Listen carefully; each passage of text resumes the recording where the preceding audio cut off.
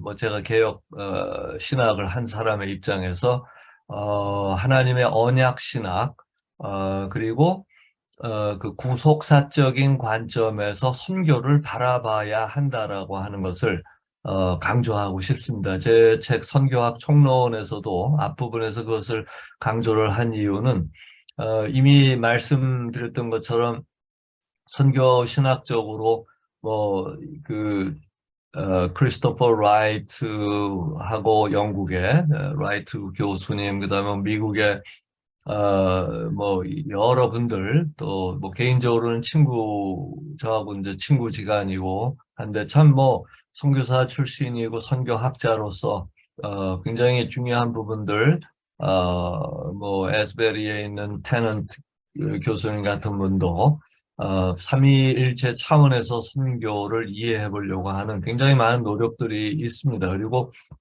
저도 참 그런 분들의 경험과 연구를 통해서 많은 도전과 또 새로운 통찰들을 얻게 되는데 어, 그 한 가지 좀 아쉽다 그럴까 빠져 보이는 부분이 뭐 언급은 돼 있지만 강조가 되어 있지 않은 부분이 하나님의 그 선교의 시작을 창세기 1장에서 본다라고 하는 것입니다. 물론 하나님이 하시는 모든 그 일들을 선교라고 정의를 한다면 그런 의미에서는 창세기 1장에서 하나님께서 일하시는 선교의 기원을 찾을 수 있겠지만 그러나 성경이 기록된 이유를 저희들이 다시 한번 곰곰이 생각해 보면은 그 하나님께서 선교하시는 기원을 창세기 3장에서 찾게 됩니다. 그게 이제 제가 선교 신학적으로 강조하는 부분인데 그 이유는 뭐냐면은 만일 우리가 죄를 짓지 않았다면은 과연 성경이 우리에게 필요했었을까? 그리고 성경에 나오는 내용들을 저희들이 쭉 보면은 뭐 굉장히 중요한 내용들이 많이 나옵니다. 또 선교적으로 이 진짜 이 사회의 어두운 부분들을 개혁하고 죄의 결과들과 투쟁하고 싸우면서 좀 더 나은 인간관계와 사회들을 만들어가고 뭐 여러 가지로 해야 될 일들이 많이 있죠. 그런데 그러한 것들이 생길 수밖에 없었던 그 원인자가 바로 인간의 타락, 창세기 3장에 나온 타락이고, 그 다음에 죽음이라고 하는 것이 왔고, 그리고 케르케고르가 얘기했던 것처럼 인간은 태어나면서 사실은 죽음을 향하여 가는 질병을 앓고 있기 때문에, 그런 의미에서 사실 그 죽음이 있는 인생이라고 하는 것은 사실 선교의 대상이고 하나님께서 그 아들을 주실 수밖에 없는 인류 역사 속에 그 엄청난 사건이 우주적인 사건이 일어나게 만든 그 원인자가 된다라고 하는 것이죠. 그래서 그 원인이 된 인류의 어떻게 보면은 이 불행과 고난과 죽음을 알려주고 그 원인 왜냐하면 많은 종교들이 이런 부분들을 다루고 왜 인간이 고통스러운가 왜 죽는가 하는 것을 다루고자 하는 것이 어떤 일반 자연과학이나 사회과학으로 밝혀지지 않기 때문에 종교적으로 사람들이 이런 것들을 파악하고 나름대로 해결점을 찾아보려고 하는 그런 노력들이 있었죠. 그래서 바로 이러한 인류에게 답으로 주어진 것이 이제 하나님의 계시인데 하나님의 계시의 내용의 중요한 부분은 성경이 기록된 그 이유일 수도 있겠는데 또는 하나님께서 선교라고 하는 것을 이제 우리가 선교를 정의를 그런 의미에서 할 때 선교를 시작하시게 된 그 원인이 무엇인지를 보여주는 것이 바로 성경의 말씀입니다. 그 계시가 사실은 그냥 단순히 하나님 자신의 어떤 계시다, 뭐 인간에게 나를 나타낸다 하는 것으로 끝나는 것이 아니라 그 이유를 보여준다라고 하는 것이죠. 창세기 3장에 보면은 그 내용들이 다 잘 나와 있는데 그 인간이 죄를 지은 다음에 하나님을 피하지 않습니까? 피하고 숨고 자기가 다스려야 되는 자연 밑에 들어가서 자연을 의지하고 이제 거기서부터 종교라고 하는 것이 시작이 된 것인데, 그러니까 하나님이 어디 있느냐, 아담아 어디 있느냐 하면서 인간을 찾으시고 당신에게로 돌이키시려고 하기 위해서 이제 찾아오시고, 창세기 3장 15절에서 우리가 원시복음이라고 얘기하는 여자의 후손에 오실 것을 약속하신 데에서부터 사실은 하나님의 선교가 시작이 되었다라고 봐야 한다라고 하는 것입니다. 그래서 창세기 1장, 2장은 왜 회복이 필요한가? 회복을 필요로 하는 상태에 지금 빠져 있는데, 죄의 결과에 빠져 있는 인간들에게 그 전이 어떠했는가를 보여주는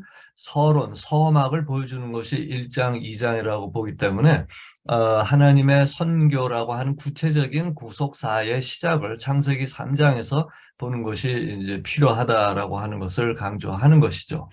그렇기 때문에 우리가 뭐 선교 사역이 다양합니다. 오늘날 구체적으로 뭐 구제 사역, 긍휼 사역, 복음 사역, 교회 개척 사역, 전도 사역, 뭐 여러 가지 사역이 있고, 또 실제로 이미 말씀드렸던 것처럼 교회 존재 자체가 이 세상에 선교적으로 존재하는 것이기 때문에 이 세상에서 도피하는 것이 아니라 이 구원받은 이후에 그 공동체가 존재하는 것 자체가 선교이기 때문에, 이제는 선교를 한다라고 하는 말이 왜 틀렸는가도 말씀을 드렸습니다.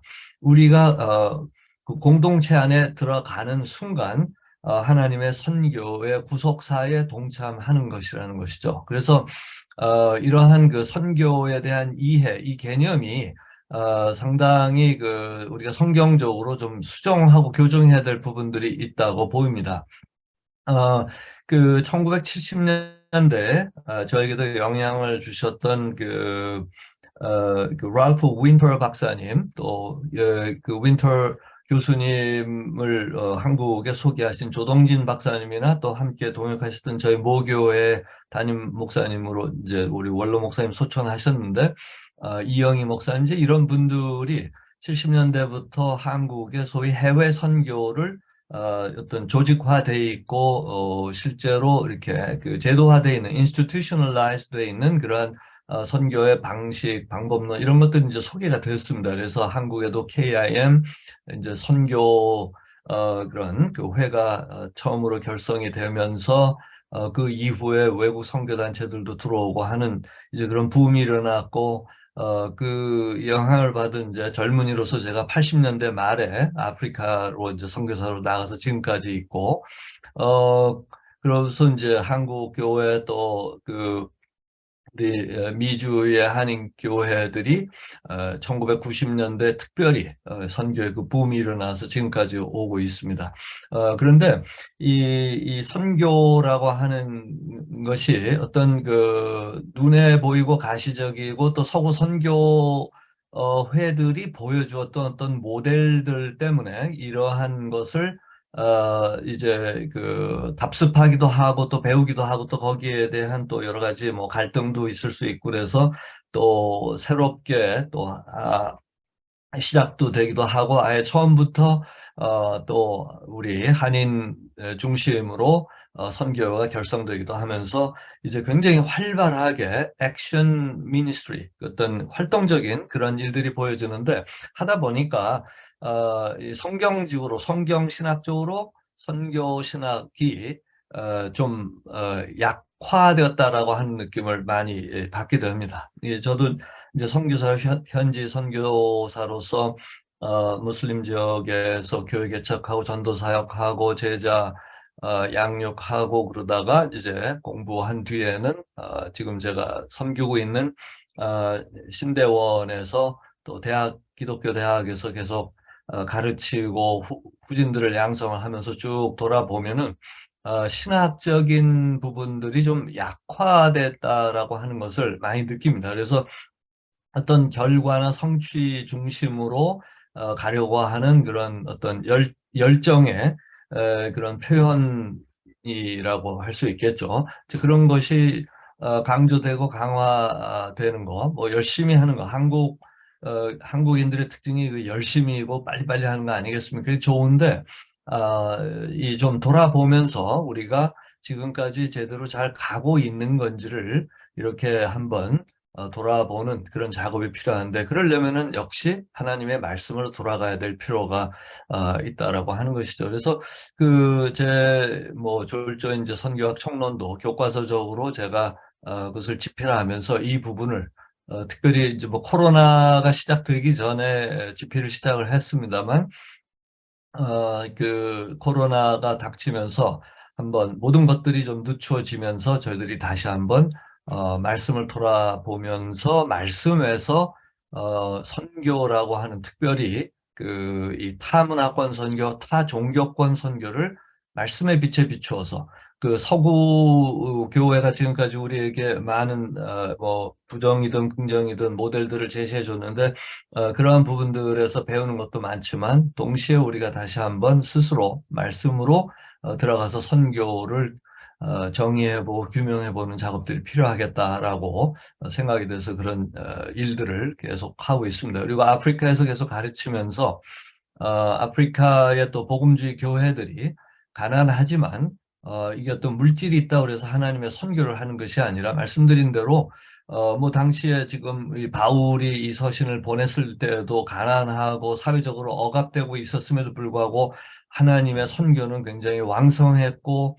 굉장히 강력하게 이 초대교회들이 그 당시에 선교적인 삶을 살고 이 바울을 비롯한 사도들이 그런 사역들을 진행하지 않았습니까? 그러니까 아프리카 교회가 서구의 모델을 보고 힘 있고 돈 있고 정치력이 있고 외교적인 어떤 그러한 관계가 강하기 때문에 할 수 있는 일이 아니라, 예수 그리스도를 믿고 알고 그분이 구세주이고 그분 안에만 생명이 있다는 것을 알면은 하나님의 선교에 동참이 되는 것이죠. 그래서 그것을 성경적으로 확신을 갖고 들이 자기들의 상황 속에서 그 부족의 경계를 넘어서고 국가의 경계와 종교의 경계를 넘어서서 이 복음을 들고 자신 있게 나아갈 수 있도록 성경적으로 강화시키고 확신을 더 이렇게 가속시키는 그런 일들이 또 우리들의 역할이라고 생각이 돼서 지금까지 또 사역해 오고 있습니다. 그래서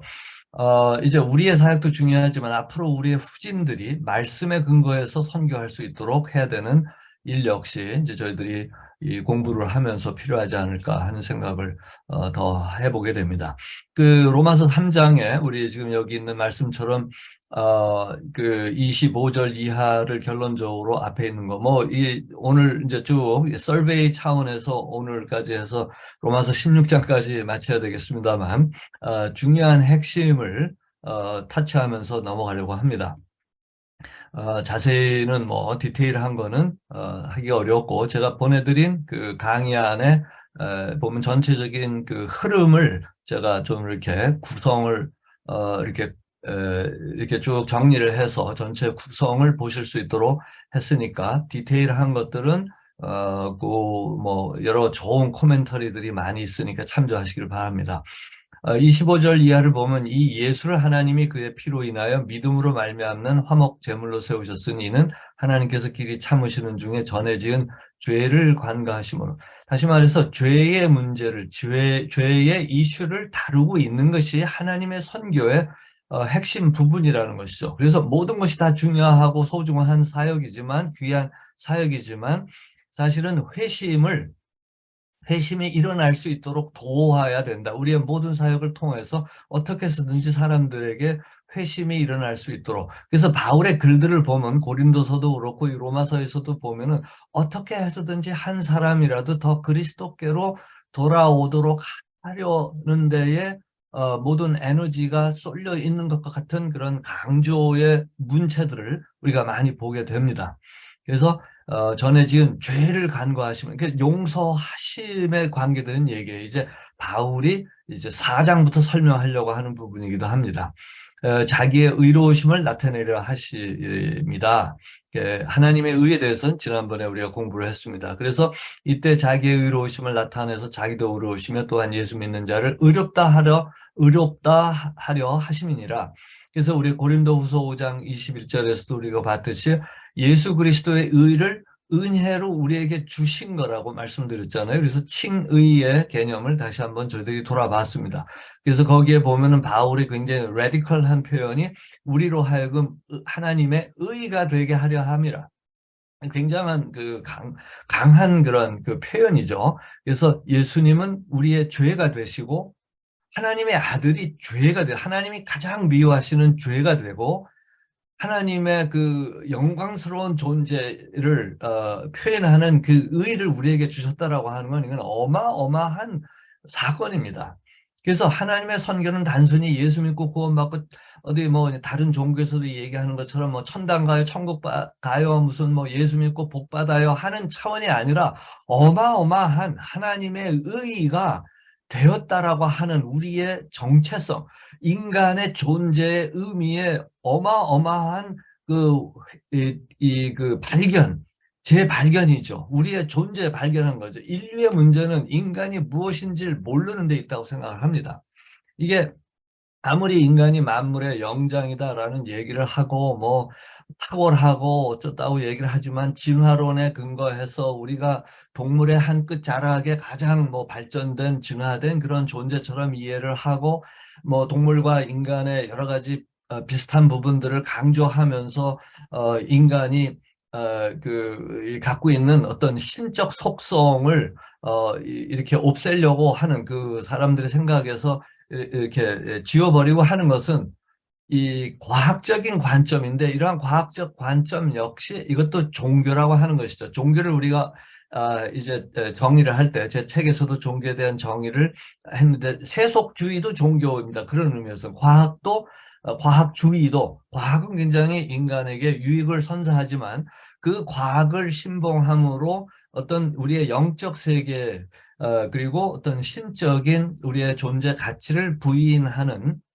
어떤 그러한 관점은 그것은 고린도후서 10장 3절에서 6절에 있는 것처럼 하나님을 대적해서 높아진 인간의 지식입니다. 그 지식은 교만한 지식이고 하나님을 부인하는 지식이고 이제 그것이 이 로마서 1장에서 이미 바울이 굉장히 그 강한 어조로 비판하고 있는 내용 아니겠습니까? 그래서 이제 그러한 부분들 때문에 그러한 사회의 영향을 받은 우리 크리스천들도 스스로를 굉장히 underestimate 그러니까 이제 뭐죠? 과소평가하는 그런 경향이 있는 것 같아요. 우리가 얼마나 이 인간이 얼마나 소중한 존재인데 이 소중한 존재에 대한 그게 없고 이 사회 세속주의 뭐 과학주의가 주는 어떤 관점에 우리도 모르게 영향을 받아가지고 이렇게 우리 스스로를 영광스러운 하나님의 자녀로 여기지 못하고 산다는 것도 사실은 사탄의 우리를 속이는 전략 중에 하나라고 보입니다. 이제 그러한 관점을 갖고 옛날에 19세기, 20세기 초중반까지 서구 교회가 타민족, 타 종교권 이제 다른 그 비서구 사회 선교로 나갔을 때 그때가 이제 식민주의 시대 아니었겠습니까? 콜로니얼리즘 때 이제 나가서 이렇게 사역을 했을 때 성경적인 관점이 아니라 어떤 그 자신도 모르게 자기 우월감에 사로잡혀서 나갔기 때문에 벌어졌던 그런 그 역사가 세월이 지난 다음에 이제 역사가 드러내주는 그런 다운사이드 그런 부작용들이 많이 있었습니다. 그래서 그 영향이 지금까지 이제 끼쳐진 것이 있는데 그래서도 우리가 사실은 그 말씀으로 돌아가서 어떠한 선교, 어떠한 관점을 가져야 되는가. 그래서 하나님에 대해서 선교 신학적인 관점을 가질 뿐만 아니라 그 선교 신학적 관점을 제공해주는 성경의 말씀을 더 깊이 들여다보면은 우리 인간이 어떠한 존재인가, 그 아들을 아끼지 아니하고 주실 만큼 엄청나게 소중하고 귀한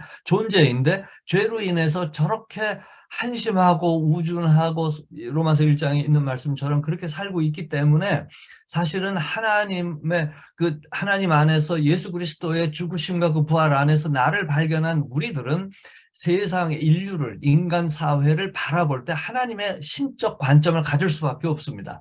단순히 종교적인 관점이고 어떤 그 내 구원의 차원에 머무는 것이 아니라 하나님의 신적 선교적 관점을 갖기 때문에 세상을 바라보고 인류를 바라보고 기도의 세상을 품을 때 하나님의 관점으로 기도하게 되고 하나님의 관점으로 세상을 바라보니까 그 우리의 이 월드뷰, 우리의 그 세계관은 선교적 세계관이 될 수밖에 없다는 거죠. 그래서 그거의 출발점이 바로 뭐냐면은 종교적인 우리의 의로 하나님 앞에 나가서 구원을 받은 것이 아니라 그럴 수 없다라고 하는 것을 하나님 앞에서 인정하는데 그것을 도와준 것이 뭐라고요? 율법이라는 거죠. 모세오경과 구약에 하나님의 말씀이 드러내는 것은 하나님의 의를 드러내고 그것과 함께 드러나는 것이 바로 우리의 불의고 죽음에 이를 수밖에 없는 우리의 인간의 유한된 존재가 단순히 동물적인 그러한 자연스러움이 아니라 죽음 자체가 자연스러운 현상이 될 만큼 이게 굉장히 문제가 있는 거죠. 이게 죽음을 자연스럽게 받아들이는 것 자체가 이게 보통 과학주의는 뭐 당연히 그런 것이지 하고 당연스럽게 받아들이는 것 자체가 문제라고 하는 것을 보지 못하는 세상에 그것이 문제이고 우리는 죽음이라고 하는 것을 이렇게 받아들여서는 안 된다라고 얘기할 수 있는 관점이 바로 하나님의 선교적인 관점이라고 하는 것입니다. 그것이 로마서에서 지금 계속해서 얘기하고 있는 선교적인 메시지가 되는 것이죠. 그래서 29절에도 보면은 하나님은 홀로 유대인의 하나님이냐 아니란 말이에요. 전 세계 이방인의 하나님도 되신단 말이죠. 즉 하나님의 선교적인 관점이 여기 나오는 것입니다. 유대인의 하나님만이 아니라 모든 이 할례자, 무할례자 여기서 얘기하는 것은 모든 인류의 하나님이기 때문에 그 선교적인 존재로 하나님이 이스라엘을 선택을 했고 했는데 이제 뭐 이스라엘은 계속해서 참 범죄를 해서 하나님의 선교에 방해가 될 때가 많지만 하나님의 신실하심과 전능하심 때문에 이것이 좌절되고 이것이 무력화되지 않고 결국은 예수 그리스도가 약속대로 오셔서 이제 교회라고 하는 새 영적인 이스라엘의 존재가 탄생하면서 하나님의 선교의 구속사적인 선교의 하나님의 사역은 계속해서 진행되고 있음을 바울은 이제 로마서에서도 얘기를 합니다. 그렇기 때문에 이제 믿음으로 말미암아 이제 율법으로 구원받는 것이 아니라고 하는 것이 그럼 율법이 필요 없다는 얘기냐? 많은 경우에 신학적으로 보면 그 아노미스트들이 이제 아노미즘을 가진 사람들이 있었죠. 율법은 필요 없고 신약만 이제 필요하다 뭐 이렇게 얘기하는 사람들이 있는데 그게 아니라는 거예요. 율법을 통해서 하나님의 의가 드러나기 때문에 율법을 오히려 더 굳게 세우고 그 구약을 통해서 하나님의 역사를 이해할 때 비로소 신학적인 복음의 개념들을 더 명확히 알 수가 있기 때문에 결코 구약이 필요 없다라고 얘기할 수 없다는 것이죠. 그래서 이제 그러한 이야기를 하면서 이 하나의 주제로 하나님께서 구속을 이루어 가시는 그 한 주제 속에서 구약을 이해하는 내용도 이제 바울이 설명하고 있습니다. 그래서 이제 4장으로 가면은 이제 그런즉 육신으로 조상된 아브라함이 무엇을 믿었다 하리오 하면서 무엇을 얘기하냐면은 그 구약 역시 칭의의 개념이 있었다라고 하는 것을 이야기를 합니다. 이 칭의의 개념이 중요한 것은 뭐냐면은 은혜입니다. 그러니까 구약도 보면은 이제 신약에만 은혜가 있고 구약은 뭐 율법을 지켜야만 있는 것처럼 있는데 이 율법은 그 모노스 그저 율법으로 나온 말을 우리가 율법 그러니까 자꾸 종교적인 그런 느낌으로 듣지만 구약의 모세오경을 비롯해서 이제 구약의 성경은 언약서이죠. 하나님과 선택받은 이스라엘 백성 사이에 있는 언약서로서 언약이라고 하는 것은 약속이거든요. 그 에집트에서 구해 나오시면서 이렇게 이렇게 구원을 받은 이유는 출애굽의 이유는 이제 하나님의 백성으로 선교적인 백성이 되기 위한 그런 목적이 있는 그런 구원이라고 하는 것이죠. 단순히 구원받고 이 압박받은 데서 이렇게 구출된 것으로 끝나는 것이 아니라 그것을 통하여 본인들이 누구인지 알고 그걸 구해주신 하나님이 누구이신지를 알므로써 세상에 이제 팔레스타인 지역으로 이제 들어가면서 세상에 그 여호와 하나님을 알리고 선민이 되었다고 하는 것이 무슨 뜻인지, 그래서 자기들이 나온 그 배경이 무엇인지를 알리는 일이 이스라엘 백성에는 굉장히 중요한 선교적인 메시지였습니다. 그래서 우리가 구약을 봐도 끊임없이 하나님께서는 그 모세오경에도 늘 기억하게 이 상기시켜 주시는 거죠. 너희가 어디서 나왔는지를 늘 기억해야 된다. 나는 너희를 애굽 땅에서 종살이했던 애굽 땅에서 구원한 여호와 하나님이다 하는 것을 계속 강조하고 상기시켜 주시면서 또 이스라엘 백성은 어디서 나왔는지를 항상 기억할 수 있도록 늘 이 모세의 율법서를 통해서 또 선지자를 통해서 계속 상기시켜 줍니다. 그래서 우리도 똑같이 우리가 어떠한 죄인이었는데 구원을 받았는지에 대한 그 구원의 은혜의 감격이 식어들면 이건 큰일 나는 거예요. 어디서부터 왔는지를 잊어버린 우리의 정체성이 흐려지기 때문에 교만해지고 다시 죄성이 들어오고 그래가지고 하나님 앞에 뻗댕기고 하나님 앞에 큰소리치고 하나님께 왜 이건 안 해주냐 저건 안 해주느냐 왜 내가 이렇게 살았는데 하나님 뭐 이거는 왜 없느냐 뭐 이제 이런 이 불효 노릇을 이제 하게 되는 거죠. 뭐 그런 경우들을 많이 또 보지 않습니까? 그런데 사실 구약 신약 다 똑같이 구약이 보여주는 건 복음입니다. 어떠한 은혜로 하나님의 백성이 되었는지를 보여주고 상기시켜 줌으로 말미암아 로마서 1장에서 3장까지 얘기하는 것처럼 모든 입을 막고 하나님 앞에 하나님의 그 은혜 앞에 겸손히 설 수 있도록 다시 회복시켜 주는 것이 필요합니다. 그것이 이제 우리가 깊이 기도할 때 늘 경험하는 거 아니겠습니까? 인생이 고달프고 뭐 여러 가지 도전이 많아서 해결점을 찾지 못할 때 막 울며 불며 하나님 앞에서 저희들이 기도하잖아요. 하면은 진짜 그랬다는 기도를 하면은 성령께서 우리를 타치해 주시면은 하나님 앞에서 이렇게 잠잠해지고 뭐 환경이 바뀌거나 내 상태가 바뀌진 않았지만 하나님 앞에서 오히려 더 감사가 넘치는 그런 영적인 체험들을 할 때가 많지 않습니까? 그래서 여기도 보면은 로마서 4장도 3장까지 그 복음의 원리를 설명을 하고 4장 이 앞부분에서는 그 예를 들고 있는 것입니다. 그래서 보면은 성경이 무엇을 말하느냐 3절 성경이 무엇을 말하느냐? 여기서 성경은 구약을 가리키는 거죠. 그 당시에 바울이 이것을 뭐 썼을 때는 신약 성경이 이렇게 오늘날처럼 그 27권의 성경이 이렇게 뭐 결성되기 전이었으니까 여기서 성경은 구약입니다. 바울은 계속해서 구약을 상기시켜 주면서 복음을 설명하고 있는 거죠. 로마서에서도 성경이 무엇을 말하느냐? 아브라함이 하나님을 믿음에 이것이 저에게 의로 여기신 바 되었느니라. 그래서 이 칭의 개념이 단순히 뭐 신약 시대에 온 새로운 신학적 구원의 개념, 뭐 신학적 개념이 아니라 이 바울에 의하면 이것은 계속되는 구약에서부터 계속되는 하나님의 그 구원의 약속, 그 언약에 기초한 동일한 일들이 진행되고 있음을 보여주고 있는 것입니다. 그러면서 이러한 예를 들어요. 4절 보면은 저도 옛날에 성경 읽을 때 이 4절을 읽으면서 아주 깜짝 놀랐는데 일을 아니할지라도 여기서 일이라는 헬라어 말은 율법의 행위라고 하는 에르곤이라고 행위라고 하는 그 단어와 같은 말입니다.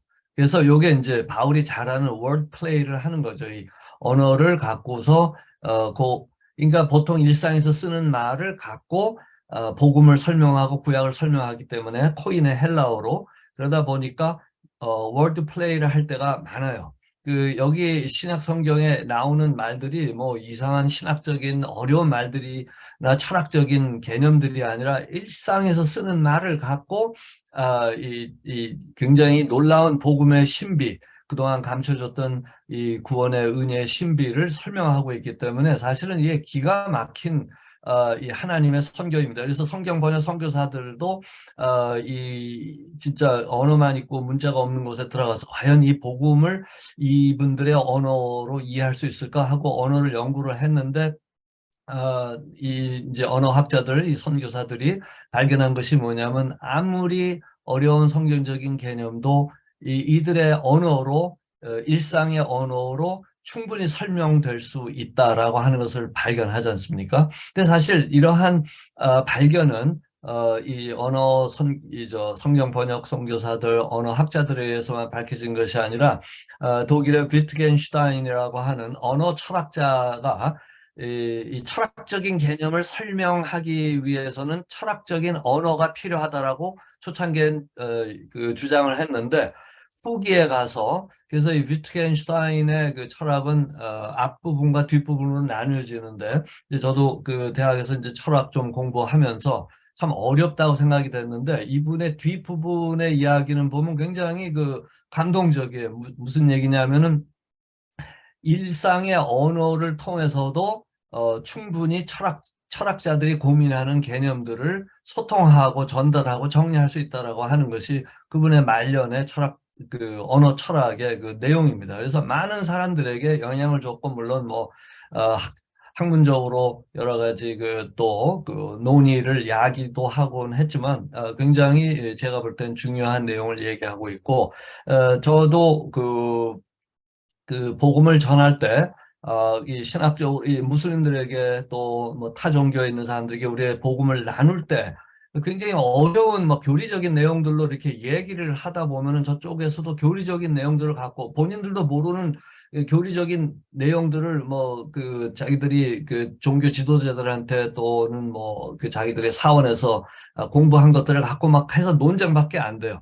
그런데 그 ordinary language라는 말을 쓰는데 일상의 언어에서 정말 저들의 가슴을 터치할 수 있는 말들이 많습니다. 그래서 그런 단어들을 갖고 메시지도 하고 설교도 하고 복음을 나눌 때 굉장히 관심을 갖고 또 이 만남에서 오는 어떤 그 훈훈한 어떤 그런 분위기 속에서 복음이 더 쉽게 전달되는 것을 보게 됩니다. 사실 로마서도 상당히 오늘날 우리가 이 로마서를 이제 번역하고 거기 있는 여러 가지 메시지가 우리가 구약적인 이해가 좀 약하다 보니까 이게 잘 들어오질 않아 가지고 우리식으로 읽기가 쉬운데 보면은 그 당시에 이 로마서를 받아서 읽었던 사람들은 굉장히 그 쏙쏙 들어오는 그러한 이해가 있었을 것이라고 우리가 충분히 상상할 수가 있습니다.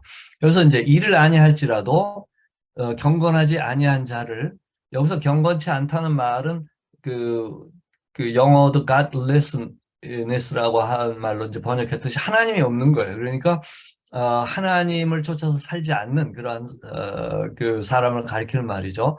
이를 아니할지라도 경건하지 아니한 자를 의롭다 하시는 이를 믿는 자에게는 그의 믿음을 의로 여기시나니 그러면서 이제 6절 보면 일한 것이 없을 그래서 여기 5절에서 일을 아니할지라도의 일은 사실은 율법의 행위라고 번역을 해도 되는 말입니다. 율법의 행위를 하고 율법을 다 지키지 아니한다 할지라도 경건치 아니한 자를 그러니까 그걸 지켜서 경건하게 살지 않는 사람을 의롭다 하시는 거예요. 그러니까 하나님이 의롭다 하시는 자가 누구냐면은 경건하게 사는 사람을 의롭다 하신다는 게 아니라 그렇게 안 사는 사람을 의롭다 하신다는 거죠. 그런데 그렇게 경건하지 아니한 자인데 어떤 사람이냐면은 믿는 자들이에요. 그러니까 우리가 지난 시간에 저희들이 봤던 것처럼 율법은 율법이 드러내는 건 뭐냐면 우리의 그 불의라고 그랬지 않습니까? 그러니까 이제 저희가 이게 선교적으로도 굉장히 중요한 것이 어, 이 뭐 이슬람도 그렇고 뭐 힌두 뭐 여러 뭐 불교 여러 가지 종교들을 저희들이 이렇게 들다 보면은 진짜 진지하게 율법 그들의 종교적인 율법을 통해서 뭔가 그 자신들의 종교에서 정의하는 그 구원에 이르고 또 그 구원을 받고자 하는 노력들이 있습니다. 그럼 굉장히 순전한 노력이고 가상한 노력들이에요. 그런데 중요한 건 뭐냐면은 그것으로서 사실 거기 있는 것들이요. 오케이. 거기 있는 그 율법이라고 하는 것이 그들 각 종교마다 있는 율법이 진짜 뭐 사람들의 양심에 기초해서 만들어진 거기 때문에 굉장히 선한 것들이 많이 있습니다. 그런데 그것이 맞다 틀리다를 떠나가지고 오케이 그것을 율법의 기준으로 본다 하더라도 과연 누가 그것을 지킬 수 있는가? 그것을 100% 지킬 수 있는가? 그러면 이제 사람들이 그렇게 얘기를 하죠. 이것을 다 지키지는 못하지만 뭐 우리의 신은 우리 하나님은 뭐 또 이 어떤 법칙은 그 노력이 가상해서 또는 뭐 그 신은 자비하셔서 용서를 해줄 수 있다 이렇게 얘기를 합니다. 그러면 사실은 이게 신학적으로 얘기할 때 이게 모순이 되는 게 그러면 어느 정도 해야 용서를 받을 수가 있고 또 어느 정도 이거를 지키면은 가상하게 여김을 받을 수 있는가? 그 마음을 판단할 수 있는 그 기준은 어디이고 그것을 과연 인간이 알 수 있는가? 신의 마음을 아느냐라고 물어보면은 당신이 믿는 신의 마음을 아느냐라고 물으면은 다 추측하지 어떤 그것을 신의 마음을 보여줄 수 있는 근거나 역사적인 그 근거나 어떤 그런 데이터가 없어요.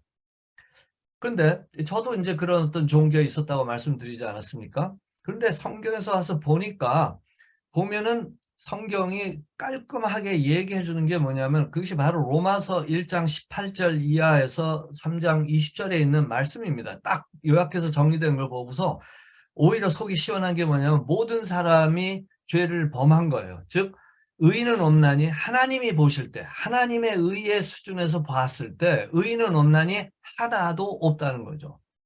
하나님의 수준이 분명하게 드러났어요. 성경에서는.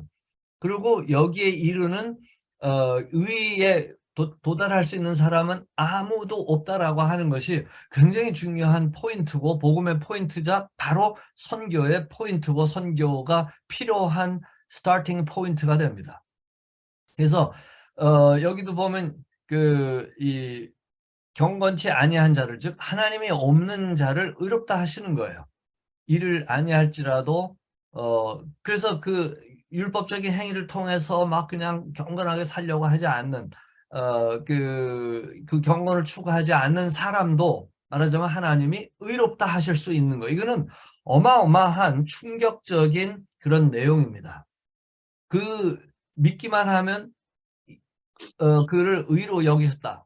칭의에 우리 오늘날 얘기 신학적으로 얘기하는 칭의의 그 은혜가 주어진다라고 하는 건데 바로 예수님의 그 강도, 우편 강도의 경우에 뭐 평생 산 것은 죄를 진 것밖에 없을 텐데 그 예수를 인식하고 그 예수가 누구인지 알게 됐을 때 예수여 나를 생각해 달라고 했을 때 바로 하나님은 예수님은 그가 당신을 인식한 것 그 하나로 그에게 하나님의 그 엄청난 은혜를 주신 것을 우리가 보지 않습니까?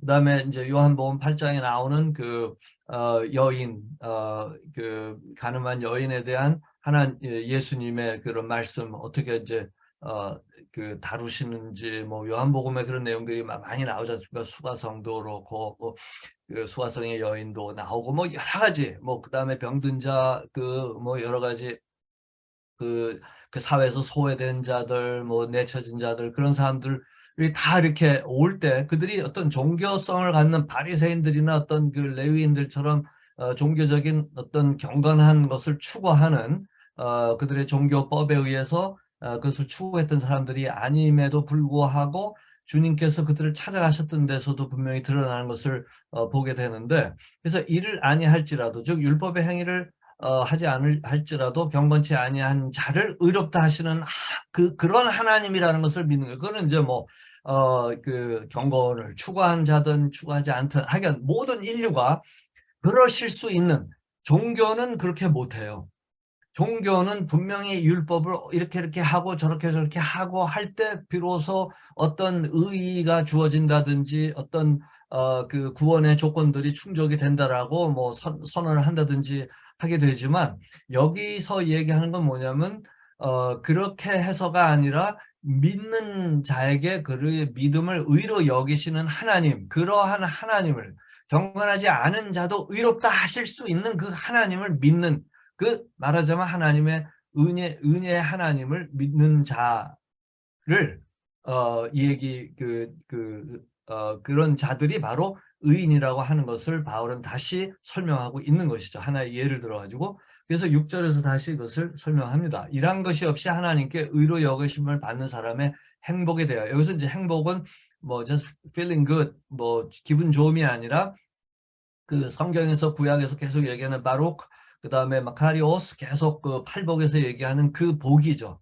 진정한 인간의 그 지고의 그 자기를 발견한 그 은혜 안에 하나님과의 관계가 회복되었을 때 있는 그 기쁨, 그 희열, 그 영적인 회복, 그것을 가리키는 거죠. 그의 믿음을 의로 여기시는, 믿음을 의로 여기시는. 왜냐하면은 바울이 지금 앞에 3장에서 쭉 얘기한 건 뭐냐면, 노력을 하는 것 자체가 나쁘다는 것이 아니라 그 노력으로 종교적인 율법적인 노력으로 하나님 앞에 의롭다함을 받을 수 있는 자가 아무도 없기 때문에, 그러면 그냥 그걸로 심판의 대상으로 끝내버리느냐, 그게 아니라는 거거든요. 그렇기 때문에 오히려 율법을 통하여 자기 죄를 보고 하나님 앞에서 내 안에는 의가 없나니 하나도 없다라고 하는 완벽한 그 자기 인정, 그 겸허함으로 십자가 앞에 나아갈 때에 하나님께서 그를, 의로운 거는 하나도 없는데 하나님 보실 때 하나님의 기준에 의롭다 하신다고 하는 거죠. 그것을 이것이 성경이 얘기하는 은혜라고 하는 것을, 은혜의 개념, 카리스, 그 은혜의 개념을 바울이 설명하고 있는 거죠. 그래서 그 사실 이 복음에서 얘기하는 은혜를 알게 되면은 우리가 은혜라는 말을 참 조심스럽게 쓰게 되죠. 은혜라는 말을 쓰게 될 때 진짜 겸손하게 쓰죠. 너무 쉽게 그냥 은혜라는 말을 남발하지 않죠.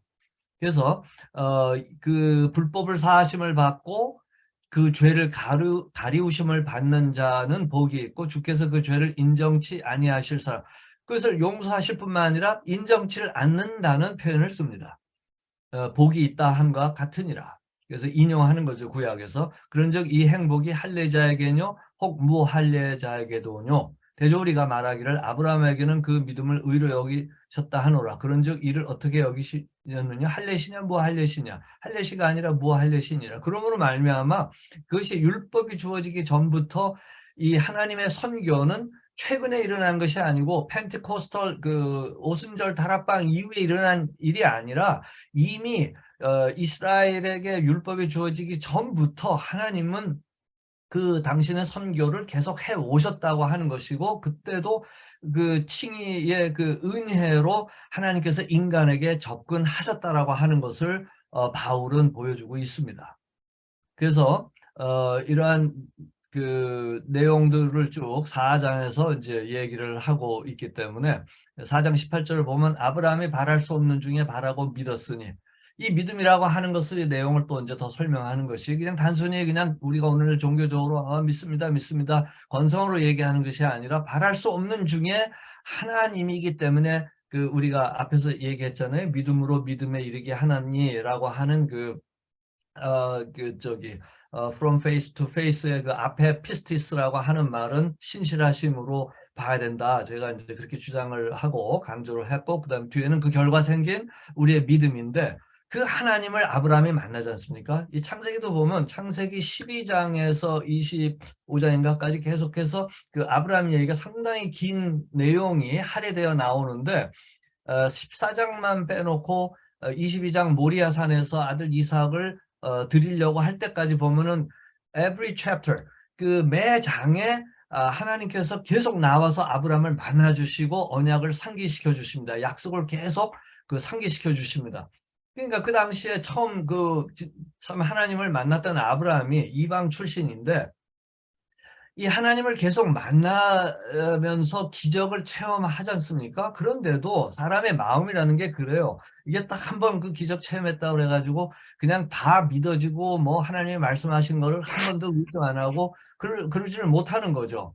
예, 그래서 뭐 계속 하나님께서 나타내 주시고 또 의심이 들고 또 실수하지 않습니까? 또 이제 하갈이 들어와 가지고 또 이렇게 실수해서 또 그 약속된 아들을 하나님께서 그 이제 기다리라고 했는데 그거를 기다리지 못하고 성미가 급해가지고 그냥 사실은 사고가 생긴 거죠. 그럼에도 불구하고 그것 때문에 너 내 취소하겠어라고 하지 아니하시고 약속의 자녀인 그 이삭이 나오도록 이렇게 하시고 이제 그 이삭이 나와서 장성해서 하나님이 또 그 약속으로 주신 그 기적 같은 그 엄청난 오랜 시간을 기다리면서 얻은 아들을 도로 바치라고 그 당시에 이방의 종교식처럼 이렇게 해서 이제 테스트를 하시잖아요.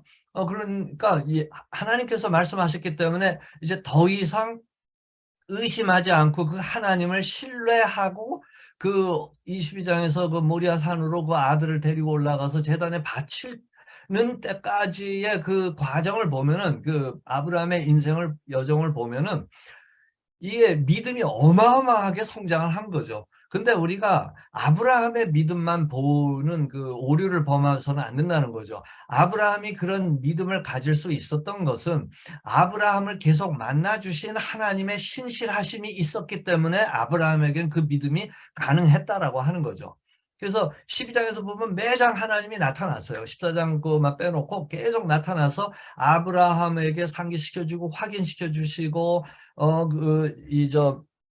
나이 먹었는데 뭐 아이가 생긴다라고 하니까 뭐 비웃기도 하고 했지만 하나님은 그런 것을 개의치 아니하시고 당신께서 약속하신 것을 계속 상기하시고 이 신실하심이라는 건 변치 않는 그 신뢰와 사랑을 가리키는 말이지 않습니까? 그래서 변하지 않으신 그 하나님을 이야기를 이제 보여주고 있는 거죠. 창세기에서 그 결과로 우리가 오늘 얘기하는 믿음의 조상 아브라함이라는 말을 쓰는 거죠. 그러니까 믿음의 조상 아브라함이라고 하는 말은 하나님의 신실하심의 결과를 나타내는 말인 거죠. 그래서 하나님이 빠지고 인간의 어떤 그 신심, 어떤 믿음만 모아서는 우리가 더 중요한 부분들을 놓칠 수가 있는 거죠. 그래서 아브라함이 이렇게 믿을 수 있었던 것은 믿음이 지금 20절에 쓰 있는 것처럼 믿음이 없어 하나님의 약속을 의심치 않고 믿음에 견고해져서 하나님께 영광을 돌릴 수 있었던 것, 이것은 바로 하나님의 신실하심이라고 하는 것을 볼 수가 있습니다. 그래서 그러한 하나님의 은혜를 경험한 그 믿음의 과정을 보면은 이 믿음도 성장하는 거죠. 그래서 믿음이 어느 순간에 칭의냐라고 하는 것을 우리가 뭐 그거는 뭐 칼빈도 사실은 그 컨버전이 실제로 일어난 상황, 그 컨버전을 두 가지로 보는데 우리가 의식적으로 인식해서 고백했을 때를 컨버전, 회심이라고 얘기를 하지만 사실 진정한 회심이 언제 일어났는지 하나님만 아시는 또 그 컨버전이 있다라는 얘기를 하지 않습니까? 그래서 그것은 우리가 정확하게 모르지만 하나님께서 그러한 믿음의 씨앗이 들어가게 하시고 또 그 믿음이 성장해서 결국은 고백할 수 있고 그 이후에 계속해서 성장할 수 있도록 만드는 그 과정이 있는 것을 우리가 보게 됩니다. 그래서 이것이 이제 하나님의 선교고 거기에 우리가 이 하나님을 소개하는 그러한 삶을 사는 그 사명을 갖는 것이 이제 우리 입장에서 볼 때 좁은 의미에서 선교가 될 것입니다. 그래서 이러한 이 믿음으로 하나님 앞에 의롭다 하심을 받은 것이 구약에서도 있었고 또 그것이 이스라엘에게만 있었던 것이 아니라 무할례자였던 아브라함도 그 중에 하나였었는데 그때도 있었기 때문에 하나님은 온 세계의 하나님이시오. 그것이 바로 하나님의 선교의 대상이다. 온 세계가 하는 것이 바울이 여기서 강조하는, 특히 이방의 세계에서 온 그리스도인들에게 보여주는 하나님의 세계입니다. 왜냐하면 이제 나중에 9장, 10장, 11장에서도 얘기하듯이 동족을 향한 엄청난 애정을 갖고 있는데 이제 이스라엘 백성들이 예수님을 십자가에 못 박아 버리고 하니까 많은 사람들이, 이방에서 온 크리스천들도 이제 뭐 유대인들은, 이스라엘 백성들은 이제 끝난 거야. 뭐 이 사람들은 하나님의 저주를 받았어. 뭐 하고 이렇게 그 생각해서 그들을 아주 이렇게 무시하고 저 나쁜 사람들 생각을 하는데 그렇지 않다라고 하는 것이죠. 하나님의 선교는 그럼 이제 이스라엘은 버리고 이방으로만 갔다가 아니라 이 이스라엘과 이방을 다 지금도 포함해서 하나님이 선교에 당신의 사랑의 대상으로 접근하고 있다고 하는 것을 바울은 끊임없이 얘기를 해줍니다. 근데 그것이 신약에 와서 생긴 내용이 아니라 이미 구약에서 처음부터 그랬다라고 하는 것을 바울은 여기서 이제 얘기하고 있는 것이죠. 그래서 이 바울 서신들을 보면은 우리 자칫 잘못하면은 교리적인 것으로만 끝날 이 교리서로만 보고 교리적인 내용으로만 끝날 수가 있는데 사실은 어마어마한 선교적인 내용이고 어마어마한 엔트로폴로지, 인간론이 여기 있다라고 하는 것입니다. 그래서 사실 이러한 그 하나님의 그 어마어마한 그 아주 뭐 우주적이고 선교적이고 거대한 그런 비전과 그런 세계관을 우리가 로마서를 읽으면서 가질 수 있어야 된다라고 생각을 합니다. 자, 그래서 그 이제 제 강의 안으로 잠깐 다시 돌아가면은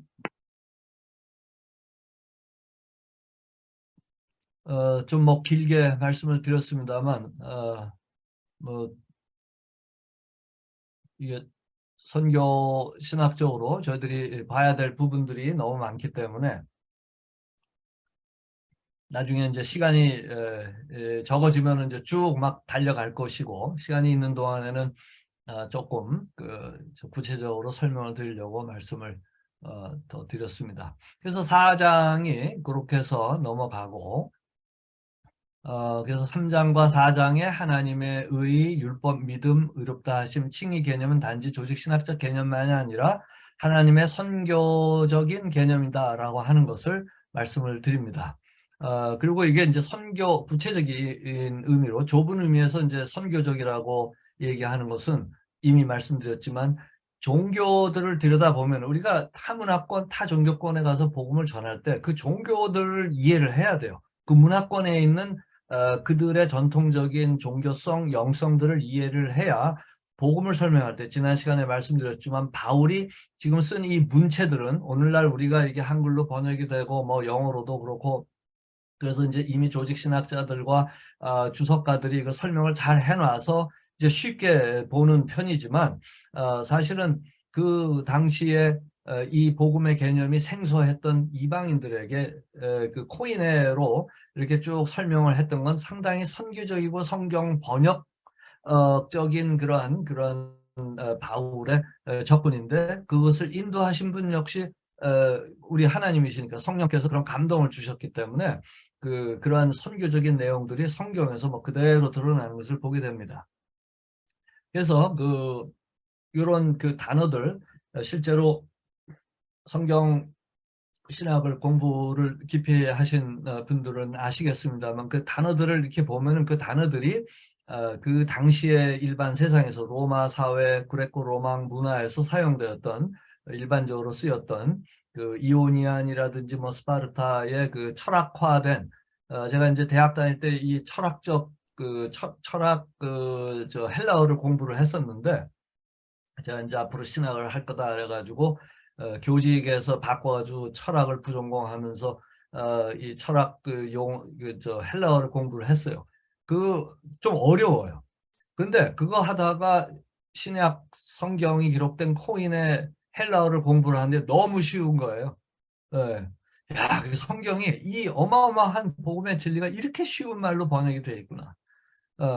이제 그 설명이 되어 있구나. 그래서 이제 보면서 특히 요한 사도의 요한복음 같은 경우에는 일반적으로 쓰이는 말들인데 문체나 문장의 뭐 이런 형식들이 너무 아주 뭐 평이하게 기록이 되는데 어마어마하지 않습니까, 내용이?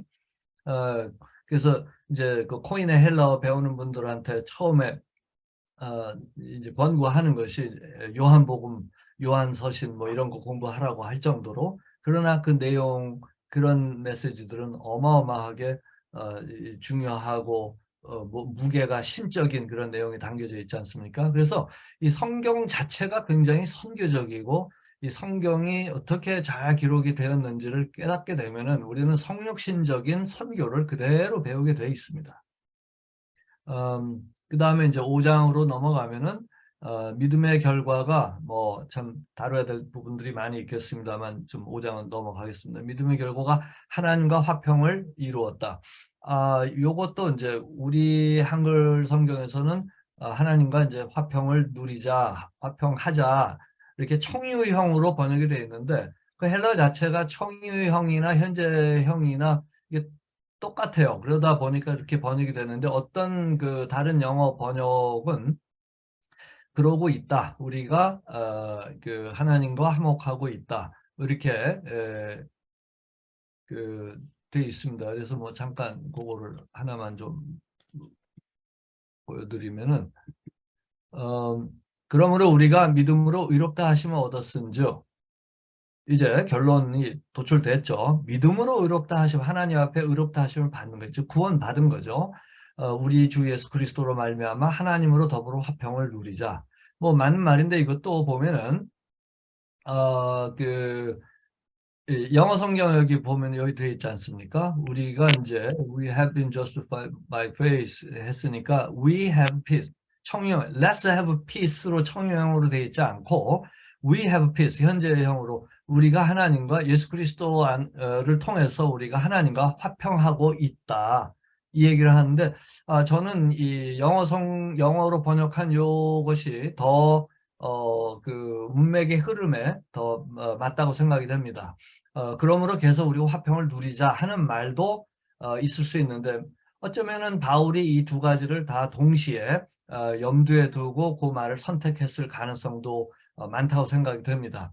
그런데 일단은 시작은 그러므로, therefore, 그러므로라는 말이 있으니까 부사가 있으니까 그러므로 앞에서 이러이러한 은혜로 하나님께서 우리를 의롭다 하신 것이 율법의 행위고 종교적인 어떤 그런 것이 아니라 바로 그 우리의 믿음, 그 하나님을 신뢰함으로 말미암아 아브라함 예를 들면서 그렇게 됐던 그 은혜를 얘기를 하면서 그러므로 그 결과 우리가 하나님과 화평이 되어 있다. This is who we are. 이것이 우리의 정체성이다.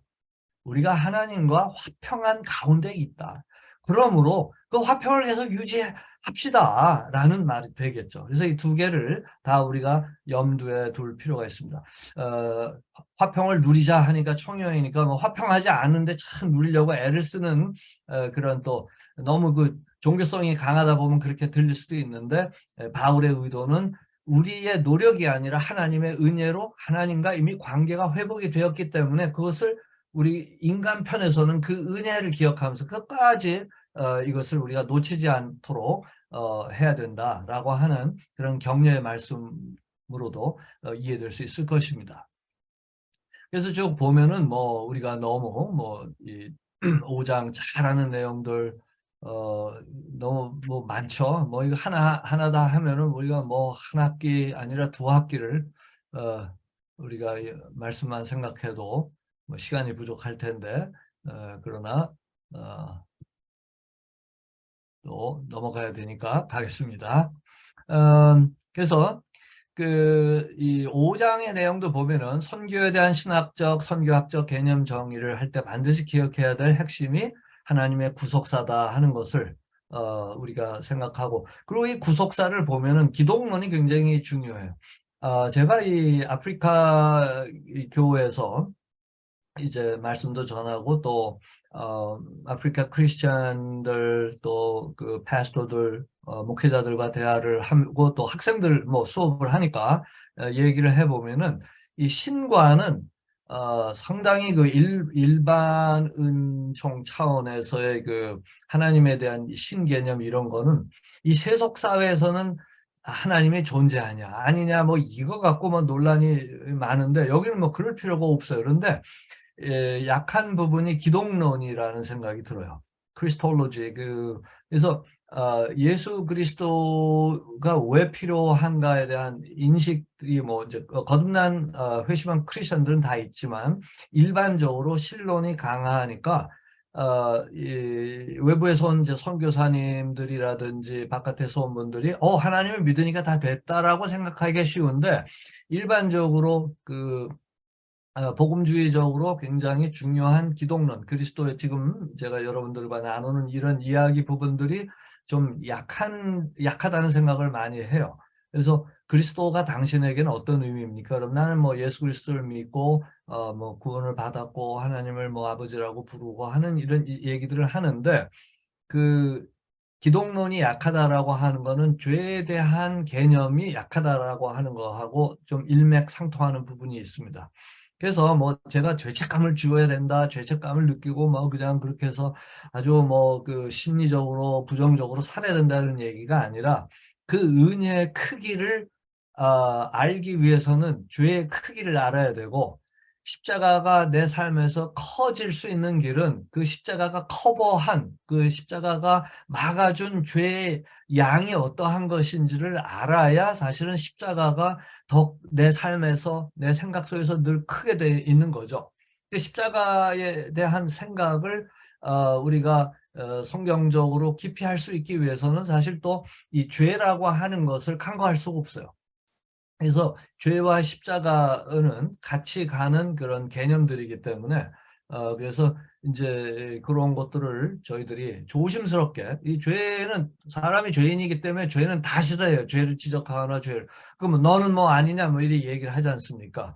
그래서 그런 어떤 시시비비 잘못했다라는 차원이 아니라 우리의 존재가, 우리의 고통이 어디서부터 이렇게 온 건지, 그 원인자, causality 라고 우리가 얘기를 하는데, 그 원인자 를 우리가 규명해주고 그것을 성경적으로 이해하면서 그 빛에 비추어서 본인을 볼 수 있도록 돕는 일이 선교적인 사역의 굉장히 중요한 부분인데, 그냥 단순히 이제 우리가 사역하는 지역이 좀 이제 여러 가지로 경제적이나 환경적으로 열악하다 보니까 그 사람들의 삶을 개선해 주려고 해서 좋은 긍휼 사역도 하고 귀한 사역들도 하지만, 그 중심의 깊은 부분에 우리랑 똑같은 인간이기에 갖는 어떤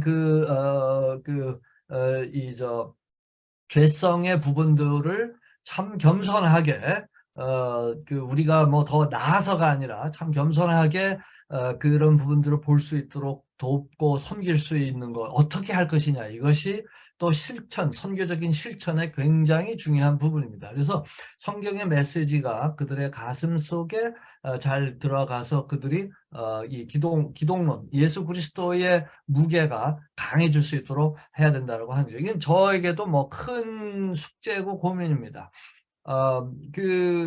저기 이제 이슬람적인 배경에서 이제 돌아와서 회심한 분들이 이제 성장하는 것도 이렇게 보면은, 신관이 약해서 뭐 믿음이 갑자기 이제 신관이 강해졌다, 뭐 우리의 사역을 통해서 신관이 강해졌다 아니에요. 신관은 하나님에 대한 그 생각은 굉장히 강한데, 왜 그리스도가 필요한지에 대한 것이 상대적으로 약하기 때문에 기독론이 굉장히 중요한 그런 사역의 부분이라고 하는 것을 이제 발견하게 된다라고 하는 것이죠.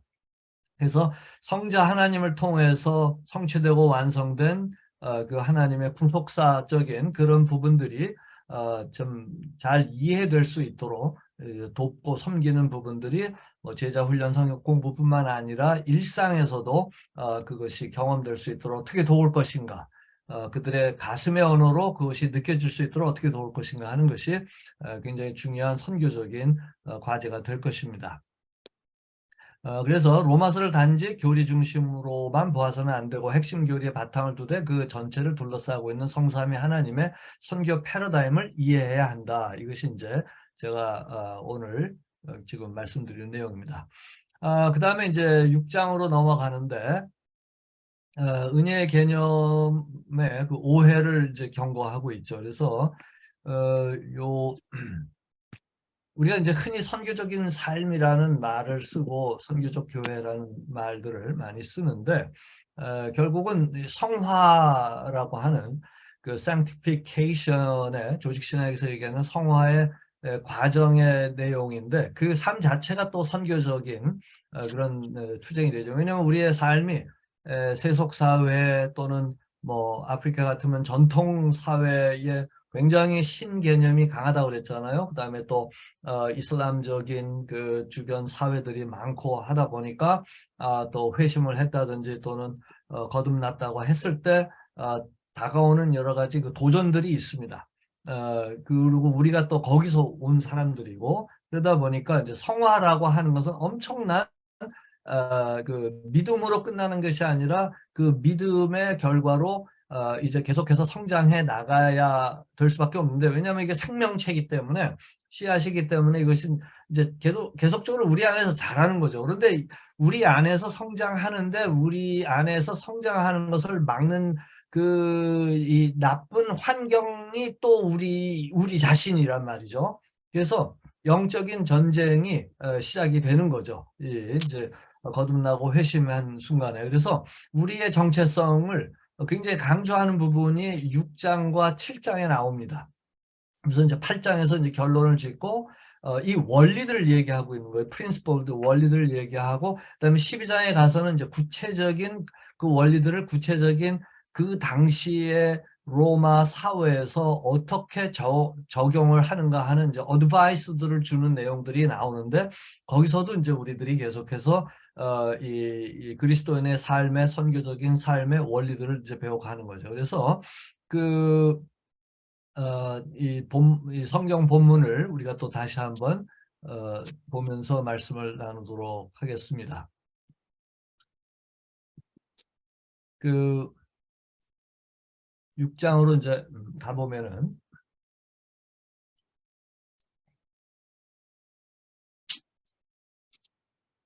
그런즉 했으니까 이제 5장 마지막이 어떻게 결론이 됐는지 한번 보죠.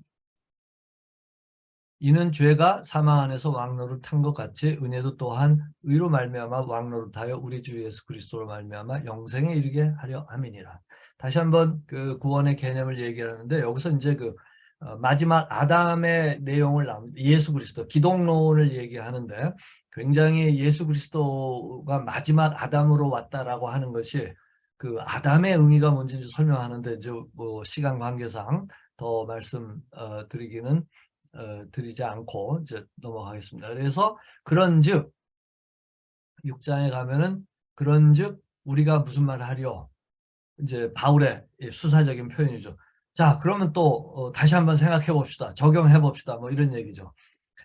은혜를 얘기했어요. 이게 굉장히 중요한 포인트를 6장에서 얘기합니다. 그러니까 바울이 저도 이제 그런 경험을 했는데 은혜를 얘기를 하니까 예수를 믿는 사람들인데 주변에서 이제 그 그래도 염려가 되잖아요. 아 그러면 은혜를 경건하지 않은 자를 의롭다 하셔서 그리고 우리가 의롭다 하심을 받았는데 그러면 이제 아무렇게나 살아도 된단 말입니까? 그리고 뭐 그 은혜가 뭐 다 은혜로 하나님 우리 다 용서해 주시니까 그러면 이제 죄 져도 되겠네.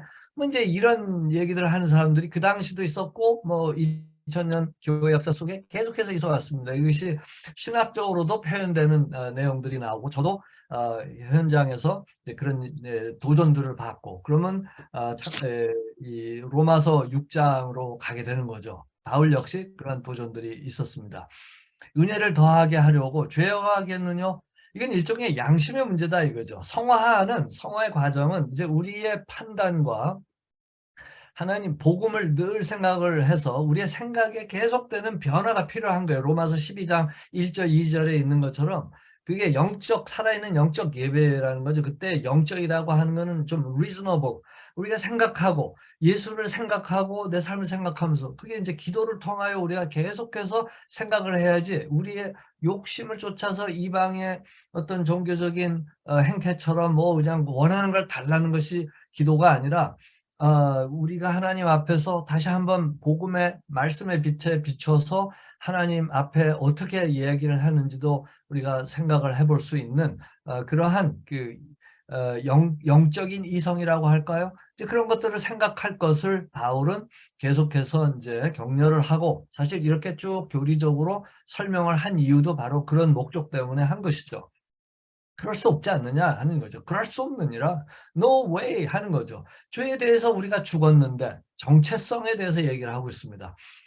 죄에 대하여 죽은 우리가 어찌 그 가운데도 살려. 죄가 없어졌다는 얘기를 하지는 않아요. 우리의 정체성은 죄에 대해서 죽었다라고 하는 얘기를 합니다. 그럼 그것이 무슨 의미인가를 이제 설명을 하는 거죠. 이게 단순히 이제 뭐 단지 저희들의 성경 공부만이 아니라 실제로 이 내용을 어, 제가 타 종교에 있거나 다른 전통에 있는 사람들에게 복음을 나눌 때 바울이 또 그런 거 아닙니까? 이방 배경에서 온 사람들도 계속해서 복음을 전하면 그들이 갖고 있는 종교성 때문에 도전이 오고 또 그런 챌린지가 있고, 유대인들이 또 자기들이 이해하는 구약을 갖고 또 바울이 얘기하는 예수의 내용에 대해서 막 그냥 언쟁이 있고 논쟁이 있고, 그래서 뭐 그냥 유대인들 바리새인들과 그런 서기관들에게 이제 고소받아서 아그리파 왕 앞에 가고 로마 황제까지 이제 가고 뭐 그런 내용들이 있었잖아요. 그러니까 계속 그러한 도전들은, 신학적인 도전들, 종교적인 도전들은 있습니다. 이제 우리가 복음을 확신을 갖고 깊이 깨달아서 그들에게 좀 더 설명을 해줄 때, 그런 이제 뭐 회심을 한 사람이든 회심하지 않았든 간에 그러한 이 도전들이 오고 질문들이 오기 때문에 바울처럼 우리가 논리적으로 복음을 이해하고 설명할 수 있는 그러한 그 이해가 충분히 있어야 된다라고 하는 거죠. 그래서 여기서도 그 바울이 죄에 대하여 죽은 우리가 어찌 더 그 가운데 살려 하는 얘기는 우리 정체성이 굉장히 중요한 것을 얘기합니다. 교리적인 얘기 아니라 이제는 우리의 이야기입니다. 이 교리를 아는 것과 그 교리를 사는 것은 굉장히 다른 거죠. 그래서 보면은 머리로는 아는데 이 가슴으로는 이게 느껴지지 않는 경우가 많이 있어요. 그래서 그 누군가가 그랬습니다. 이 세상에서 가장 험한 그 여정은, 그 시간이 오래 걸리는 인생 여정은 머리에서 가슴까지 가는 거예요. 이게 여기서 뭐 얼마 안 되지 않습니까? 여기에 뭐 몇 자나 될까요? 뭐 얼마 안 되는데, 알긴 아는데 이게 사라지는 거는 진짜 시간이 오래 걸린다는 거죠. 그리고 그것이 사라지기 위해서는 시행착오가 많았을 거고, 또 여러 가지 나의 그 참 교만이 교만이 꺾이고 그런 인생 경험도 많이 있고, 그러니까 이제 연세가 들어간 연세가 있는 선배님들의 말씀을 잘 들어야 되는 어떤 그런 이유들이 충분히 있는 거죠. 성경에서도 그래서 그 백발을 이제 지혜의 상징으로 얘기할 수 있는 거는, 살아보지 않으면 알 수가 없는, 머리로 이해하고 알았지만 그것이 사라짐으로 아는 데서 나오는 지식을 지혜라고 하지 않습니까? 그래서 이 성화는 계속해서 이런 그 지혜가 형성되는 그런 과정인데, 그것은 바로 이 2절 같은 경우에는, 이게 저도 이제 더 한참 젊었을 때는 죄에 대하여 죽었다라고 하는데 계속 내 안에 죄의 생각들이 나오고 계속 실수하고, 나중에 돌아보면은 나이 좀 더 먹고 돌아보면 그때 왜 그랬을까 후회되고 하는 그런 것들을 보는데, 중요한 거는 깨달았다 그래서 완벽하게 사라지지는 않지만 어, 그것이 죄라고 하는 거, 그리고 내가 죄에 대해서 죽었다라고 하는 자기 정체성을 가졌기 때문에 이제 7장에서 나오는데, 자기 자신과, 즉 자기 안에 있는 죄와의 싸움이 계속되는 어떤 그런 삶이 나중에 열매로 나타났을 때 돌아보면은 참 부족하고, 예수님이 말씀하신 대로 무익한 종인데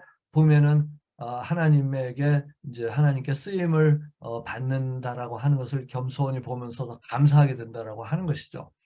그래서 어쨌든 이 죄라고 하는 말이 성경에 많이 나온다는 얘기를 제가 말씀을 드리는 건데, 죄에 대하여 죽은 우리가 어찌 더 그 죄 가운데 살려? 그럴 수 없다는 얘기예요. 그러니까 은혜를 더하게 하려고 죄에 거할 수 있느냐? 아니란 말이에요. 은혜를 받았기 때문에 이제는 죄와 싸울 수가 있어요. 이 종교적으로, 이게 종교 심리적으로 보면은 은혜를 받지 못하고 율법주의적인, 그러니까 나의 의로, 나의 선함으로 뭔가 신 앞에 나가려고 하고 하나님의 은혜를 받을 수 있다라고 생각을 하게 되면요, 자기 의의가, 이 바울이 이제 여기서 얘기하는 이제 여기 6장과 7장에서 얘기하는 내용이 자기 의 역시 육신이에요. 8장에서도 그런 얘기를 해요. 우리 육신 안에는 선한 것이 거하지 않는다라고 얘기를 하죠. 로마서 8장에서도. 근데 사람들은 자꾸 우리 선하죠. 착한 사람도 있고 좀 덜 착한 사람도 있고 못된 사람도 있고 그렇잖아요. 그러다 보니까 선이 있다라고 하는데, 그 선은, 인간적인 선은 하나님이 보실 때 구원에 이르게 만들 수 있는, 또 하나님의 뜻을 이루게 선교적인 도구로 쓸 수 있는 그 선은 아니에요. 그것이 인간적인 성격이나 좋은 어떤 그 기질 같은 것을 하나님이 활용을 하시지만 그 추상적인 개념으로서의 그 의로움, 선함 이것 자체가 하나님의 뜻을 이룰 수 있는 힘은 안 된다는 것이죠. 그래서 보면은 우리의 새로운 이해, 패러다임의 변화가 필요한 건 뭐냐면 인간적인 선함 역시 육신의 한 부분이라고 하는 거죠. 그래서 7장에도 보면은 사르크스라고 하는 말을 씁니다. 그래서 몸을 가리킬 때는 바울은 여기서 소마라는 말을 쓰고 이 우리의 존재, 생각과 뭐 생각도 뭐 소마의 한 부분이죠. 왜냐하면 뇌 작용이니까.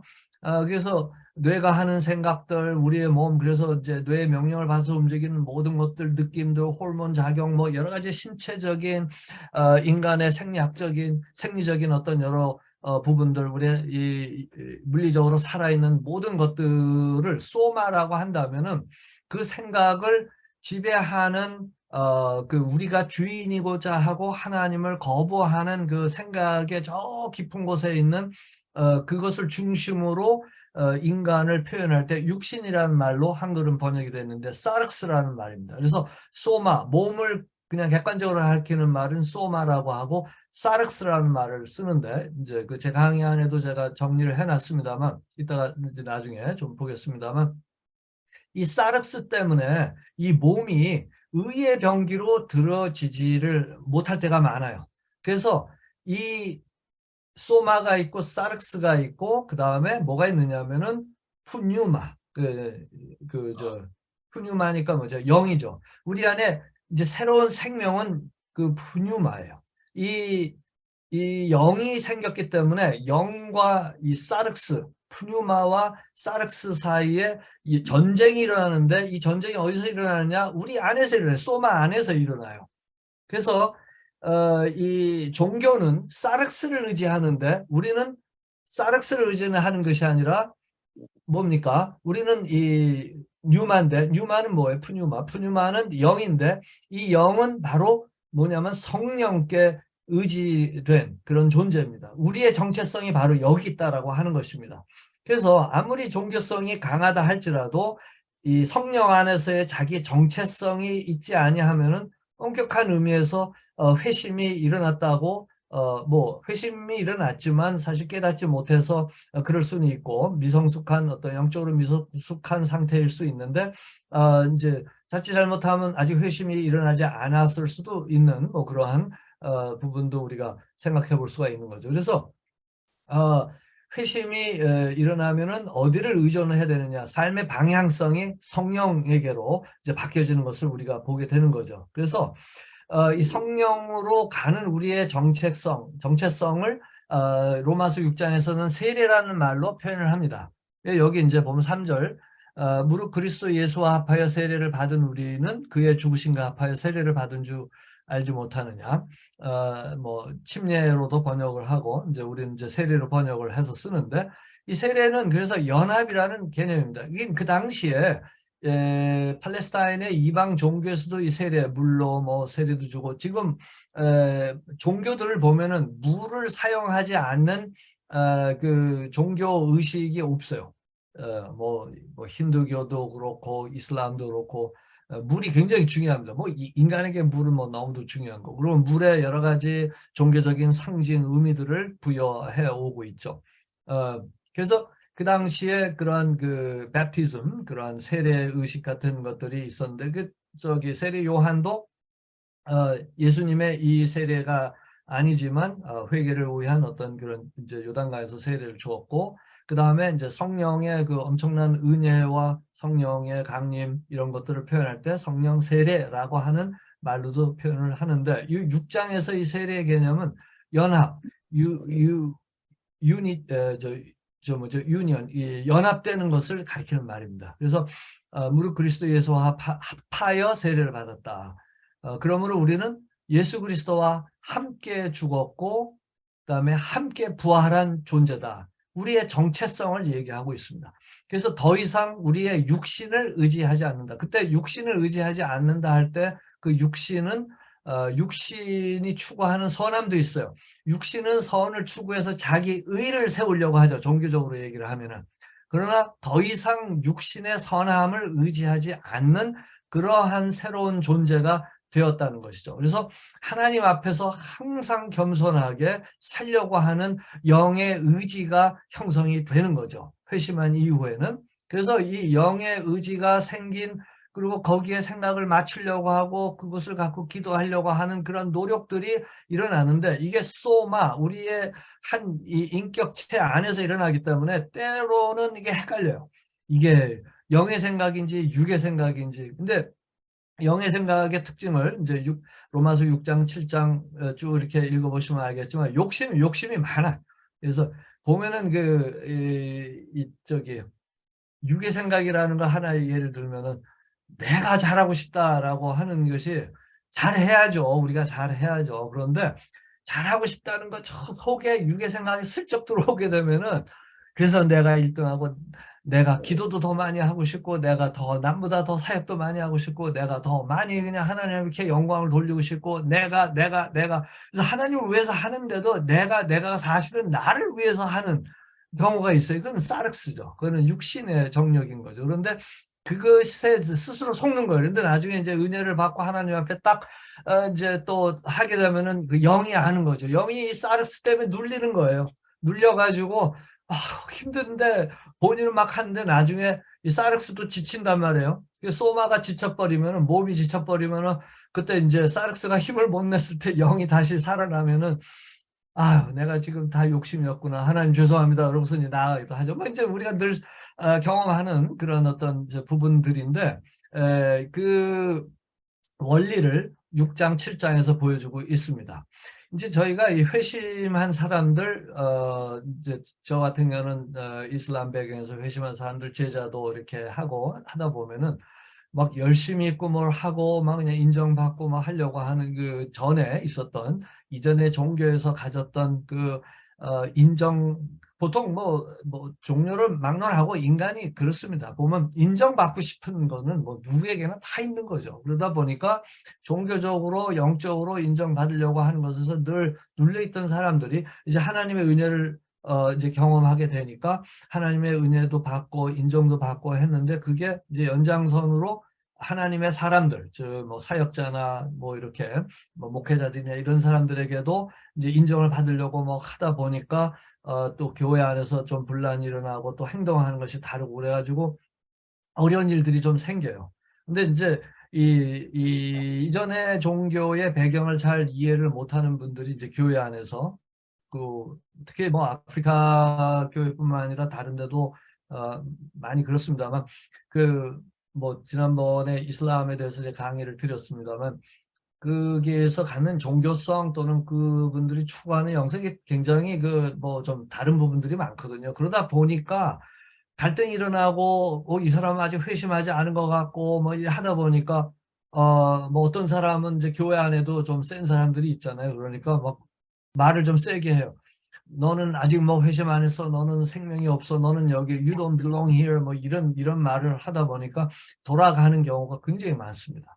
그래서 그 사람들이 잘 적응할 수 있는 트랜지션 그런 기간과 그러한 미니스트리가 필요해요. 그래서 잘 정착하고 하나 둘씩 이쪽은 벗어나면서 이쪽에 적응에 들어가는 게 있어야 되는데, 그냥 회심했다, 이제 내가 예수님을 고백한다 그래가지고 확 들어가다 보면은 이 과정이 그냥 없이 들어가다 보면 문화 충격이죠. 그게 돼가지고 너무 거기서 상처받고 분노하고 화나게 되면은, 화가 나서라도 그냥 다시 돌아가 버리고, 그동안 있었던 짧은 그 기간에 깨달았던 것이 그냥 그 자갈밭에 그 뿌려진 씨앗을 먹혀버리는 것처럼 그냥 없어져 버리는 경우도 있습니다. 그래서 보통 그렇게 돌아가는 경우를 뭐 한 85% 정도라고까지 얘기를 하기 때문에, 이제 제 사역 중에 또 하나 참 굉장히 그 중요하게 보이는 부분인데, 뭐냐면 진짜 그 크지는 않지만 막 성장시키고 크려고 하지 말고, 회심한 사람들이 잘 트랜지션 할 수 있도록 잘 이렇게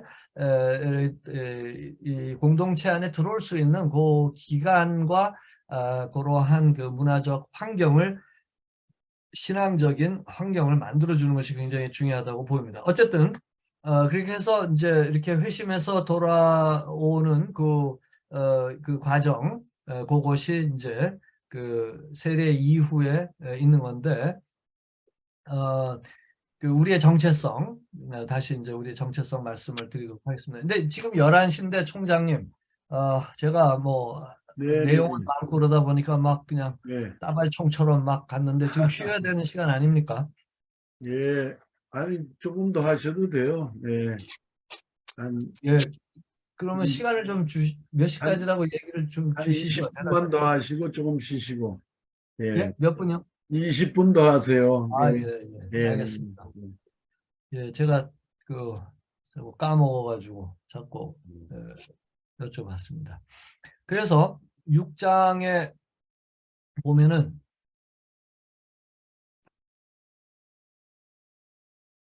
4절을 보면은 우리가 그의 죽으심과 합하여 세례를 받음으로 그와 함께 장사되었단 말이죠. 이는 아버지의 영광으로 말미암아 그리스도를 죽은 자 가운데서 살리심과 같이 우리도 또한 새 생명 가운데서 행하게 하려 함이니라. 새 생명, 바로 아까 말씀드린 푸뉴마. 어, 5절, 만일 우리가 그의 죽으심을 본받아 연합한 자가 되었으면 또한 그의 부활을 본받아 연합한 자가 되리라. 6절, 우리가 알거니와 우리 옛사람이 예수와 함께 십자가에 못 박힌 것은 죄의 몸이 멸하여 다시는 우리가 죄에게 종노릇 하지 아니하려 함이니, 이 죄에게 종노릇 하지 않기 위해서 우리가 함께 연합이 됐다라고 하는 표현이죠. 이 6절 보면은 갈라디아서 우리가 잘 아는 2장 20절 생각이 나죠. 내가 그리스도와 함께 십자가에 죽었다라고 고백한, 십자가에서 예수님만 죽으신 것이 아니라 내가 죽었다라고 하는 바울의 자기 인식, 자기 정체성. 그래서 그것을 늘 기억을 하는 거죠. 마치 출애굽했던 이스라엘이 늘 기억해야 되는 게 자기 조상들이 어디서 왔는지를 기억을 해야만 했던 것처럼 우리 역시 그리스도와 함께 십자가에서 죽었기 때문에 이제 내 안에 사는 것은 더 이상 내가 아니요 나를 사랑하사 자기 몸을 아끼지 않고 내어주신 예수 그리스도를 위해서 사는 것이다라고 하는 자기 삶의 목표가 분명한 자기 정체성, 이것이 사실은 어, 매일매일 우리가 스스로에게 상기시켜야 되는 그런 부분일 것입니다. 만일 우리가 그리스도와 7절, 이는 죽은 자가 죄에서 벗어나 의롭다 하심을 얻었습니다. 죄에서 벗어났다는 얘기를 하지 않습니까? 만일 우리가 그리스도와 함께 죽었으면 또한 그와 함께 살 줄을 믿노니 이는 그리스도께서 죽은 자 가운데서 사셨음에 다시 죽지 아니하시고 사망이 다시 그를 주장하지 못할 줄을 알미로라.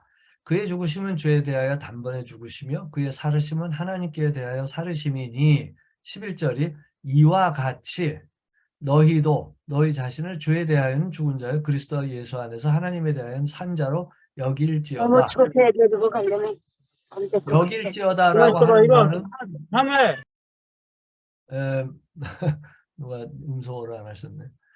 여길지어다라고 하는 말은 아닌데 그렇게 여겨라. 우리말의 뉘앙스에서는 그렇게 느낄 수가 있는데 그렇게 알아라라고 하는 것입니다. recognize를 하라는 얘기죠. 그렇게 해서 우리가 누구인지를 알아라 하는 내용이 되는 것입니다. 그게 우리의 정체성입니다.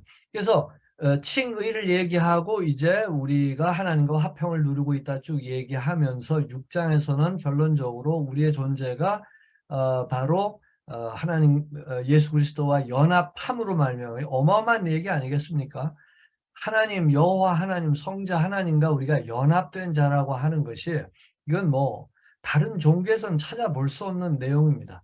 물론 이제 힌두교 같은 경우에는 힌두교의 그 모니즘이라고 얘기를 하는데 일성론이라고 하나요? 모든 것이 신의 한 부분이기 때문에 신과의 합의를 추구하고 또 이슬람의 수피즘에서도 신과의 연합을 추구하는 어떤 신비주의자들의 그런 노력들이 있습니다. 다른 종교에서도 보면은 신과 연합을 하려고 하는 인간적인 노력들이 있는데 거기에 대한 복음적인 해답은 무엇이냐면은 우리의 노력으로는 그 신에게 도달할 수가 없는데 그분이 오셔야만 그것이 가능한데 그것이 가능해진 것이 바로 예수 그리스도의 십자가의 사건이다. 그래서 세례가 갖는 의미가 그것이다라고 하는 것을 우리가 설명해 줄 수 있어야 된다고 하는 것입니다. 그래서 우리 자신은 죄에 대해서는 죽은 거고 그리스도 예수 안에서는 하나님을 대하여는 산 자이기 때문에 그렇게 알아야 된다. 이것이 여길지어다의 의미입니다. 이게 뭐 이제 보면은 여길지어다가 그 이제 한국말에서 뭐 그렇지 않은데 뭐 그렇게 여겨야 된다로 들리고 사용되는 경우가 있기 때문에 이제 이걸 좀 제가 분명히 했습니다. 그러므로 또 얘기하잖아요. 죄라는 말이 많이 나와요. 생각보다 성경에 바울의 특히 그 복음을 설명할 때. 그러므로 너희는 죄로 너희 죽음 몸에 왕노릇하지 못하게 해야 되는 책임을 우리에게 있죠. 몸의 사욕을 순종하지 말고 또한 너희 지체를 불의의 병기로 죄에게 드리지 말고 오직 너희 자신을 죽은 자 가운데서 다시 산 자같이 하나님께 드리며 너희 지체를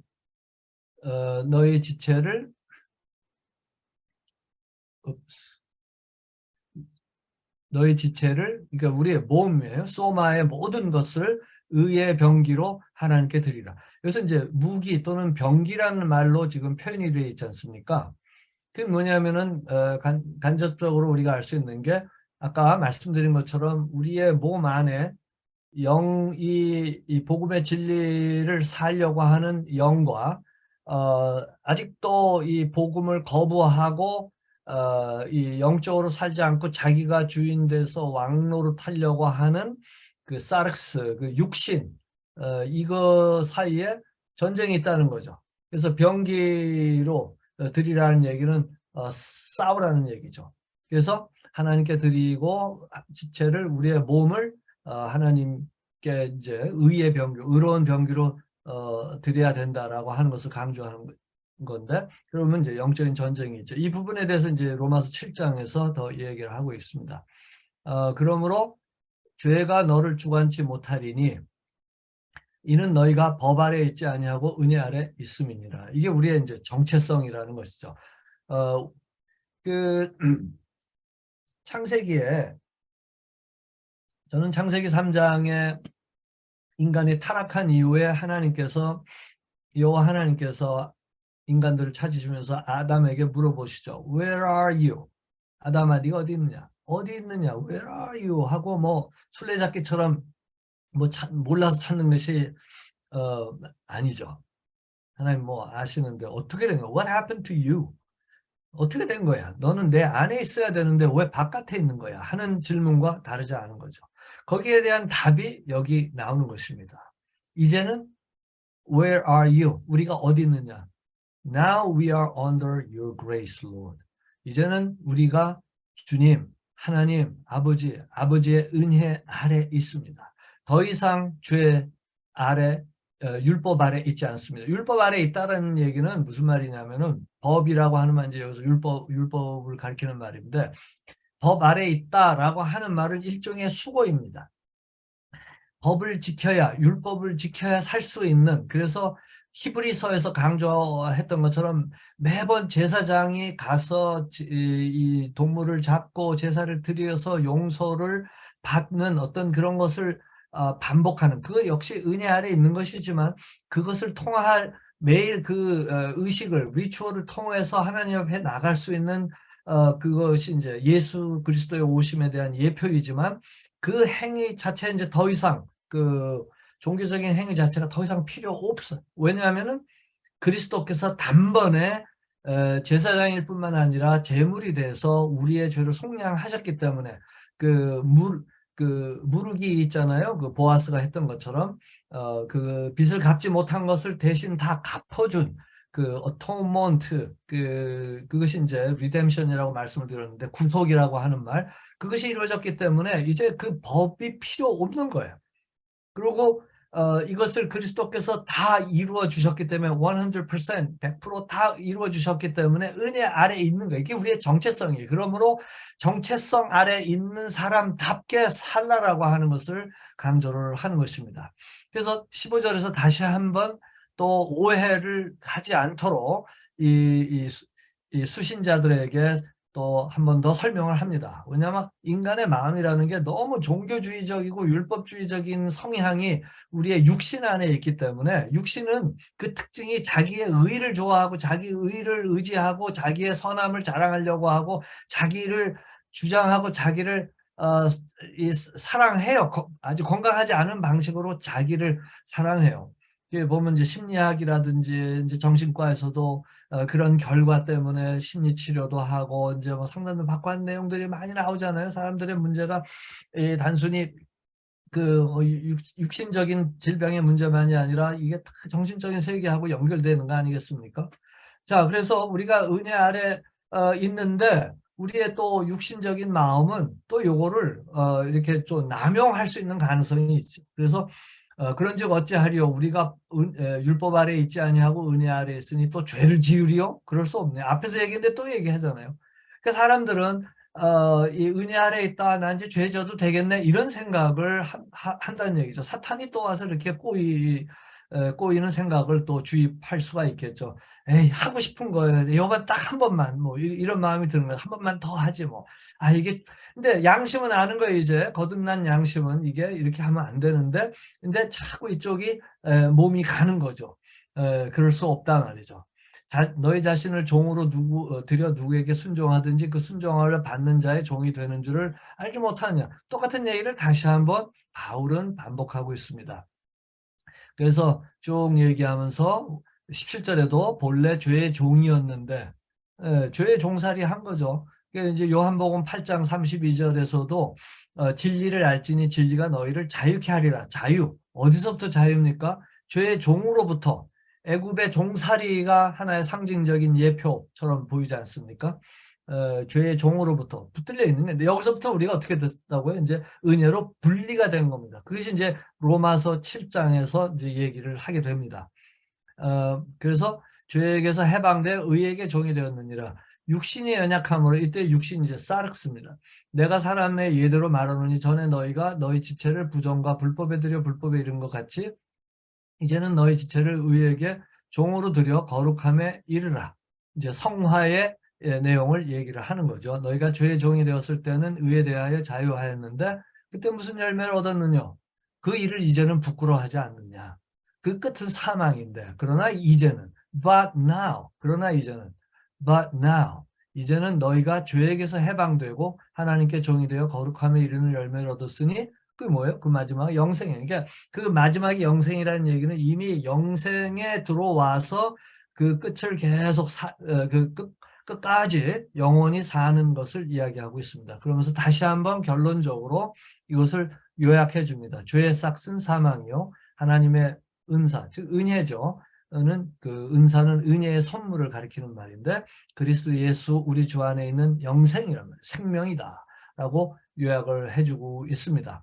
그래서 죄의 싹은 이게 보면은 지난 시간에도 말씀드렸지만 바울의 그 죄를 설명하는 표현을 보면 빚, debt를 많이 얘기를 해요. 삭시라고 하는 것도 wage, 경제적인 용어죠. 그러니까 이게 뭐 빚이 엄청 많은 거예요. 빚이 어마어마하게 많은데 그 모든 빚을 예수님이 자기 몸으로 다 갚아주신 거죠. 이게 빚 져보고 빚에 쪼들리고 경제적으로 힘들어 본 사람들은 그 당시에도 뭐 경제 로마 제국이 뭐 엄청나게 활발하게 이루어져 있었는데 그 사람들은 이 편지 받아봤을 때 특히 그때 초대 교회 사람들은 여러 가지 사회적으로 굉장히 불이익을 받고 그랬기 때문에 예수 믿는다고 그래서 굉장히 힘들었던 사람들에게는 이런 용어들이 개념들이 가슴에 팍팍 꽂히는 말이었을 거라고 하는 것을 우리가 짐작해 볼 수가 있을 것입니다. 그래서 이제 그러면서 이제 6장에서 다 끝났는데 재밌는 게 보면 바울의 이제 구성을 보면은 7장으로 가서 다시 한번 이것을 강화시켜 주기 위해서 설명을 해줍니다. 설명을 해주면서 그 다음에 이제 8장으로 넘어가서 다시 한번 결론을 내리고 9장, 10장, 11장을 다시 이제 그러면 이스라엘은 어떻게 되는 건가에 대해서 얘기를 하고 그다음에 12장부터는 이제 적용을 얘기를 하는 것이죠. 그래서 이제 로마서 7장을 보면은 형제들아 내가 법 아는 자들에게 말하노니 너희는 율법이 사람의 살 동안만 그를 주관하는 줄 알지 못하느냐. 근데 여기서 율법이라고 번역이 돼 있는데 그, 그 원문이나 뭐 영어 성경은 뭐 law로 모노스 뭐 이렇게 그 표현이 돼 있는데 그 단어들이 주는 그 뉘앙스는 아까도 말씀드린 것처럼 바울이 언어를 갖고 이렇게 이중 플레이로 아주 그 용어가 있는데 그렇게 하는 수사법이 제가 잊어버렸습니다만 그렇게 설명을 하면서 쉽게 이제 가르치는 거죠. 그러니까 여기서는 1절은 일반 사회법을 가리킬 수도 있고 오늘날로 치면은 그 당시에 뭐 모세 율법도 그렇고 그 이슬람의 셰리아 법도 그렇고 보면 사회법입니다. 그 종교 아래에 있는 사람들이 살아야 될, 그러니까 종교와 문화가 분리되어 있는 게 아니고 세속사회 우리 기독교 교회처럼 분리되어 있는 것이 아니고 종교 자체가 힌두 사회도 그렇고 대부분의 많은 그런 종교 그룹을 보면은 그 사회를 묶어주는 어떤 또 정서를 형성해 주는 것이 종교인 것을 보게 됩니다. 이 당시도 이제 그러한 것을 염두에 두고 바울이 썼다면 율법이라고 번역을 해도 틀린 말은 아니죠. 그러나 이제 오늘날 우리 세속 사회를 사는 우리의 입장에서 볼 때는 일반 법을 가리키는 말이라고도 볼 수가 있습니다. 그 법이 저촉되고 적용되는 거는 사람이 살아 있을 때만 그게 된다는 거죠. 심지어 그 항공 그 법도 그렇더라고요. 보니까 사람이 죽어서 이렇게 시체를 옮기는데 사람이 죽은 그 시체를 옮기는데 그걸 화물로 취급을 하더라고요. 사람으로 취급을 안 하더라고요.